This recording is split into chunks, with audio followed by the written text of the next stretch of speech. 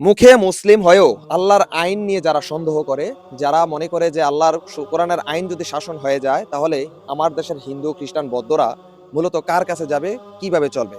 কিন্তু দেখেন, কোরআনের শাসন সে বিশ্বাস করে না, কিন্তু সে মুখে মুসলিম এবং অন্তরে তার বিষাক্ত পরিমাণ তেল। প্রিয় দর্শক, আমি হযরত উমর রাদিয়াল্লাহু তাআলা আনহুর একটি ঘটনা আপনাদের সাথে বর্ণনা করতে চাই। ইসলামের দ্বিতীয় খলিফা হযরত উমর ফারুক রাদিয়াল্লাহু তাআলা আনহু একদা একদিন এক খ্রিস্টান যুবককে মিশরের গভর্নরের ছেলে তার উপরে হাত তুলে এবং অন্যায়ভাবে চাবুক মারে। প্রিয় দর্শক, সে অন্যায়ভাবে চাবুক মারার কারণে সেই খ্রিস্টান ছেলেটি আর্জি জানায় হযরত উমর ফারুক রাদিয়াল্লাহু তাআলা আনহুর কাছে।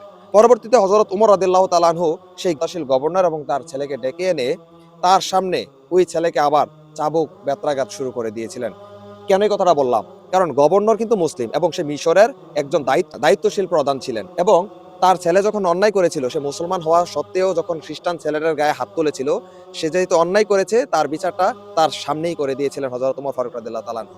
আর একটু কথা স্মরণ করে দেই, হযরত উমর রাদিয়াল্লাহু তাআলা আনহু বলেছিলেন, যদি আমি ক্ষমতা থাকা অবস্থায় আমাকে যে দায়িত্ব আল্লাহ দিছে, সেই দায়িত্ব থাকা অবস্থায় নদীর পাড়ে যদি একটা কুকুর না খেয়েও যদি মারা যায়, কাল হাসরের ময়দানে আমি আল্লাহর সামনে তার জবাবদিহি করতে হবে।